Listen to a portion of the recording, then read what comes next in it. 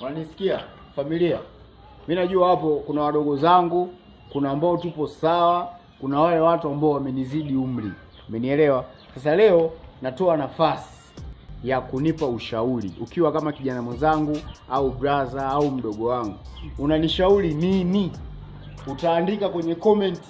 Ukinishauri jambo zuri na kufuata mwenyewe DM. Unanielewa? Yaani ukinishauri jambo zuri, lakini naomba usiniambie kuwa nipunguze sifa.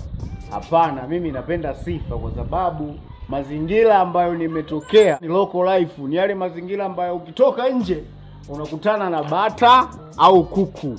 Sasa tofauti na saa hizi nikitoka nakutana na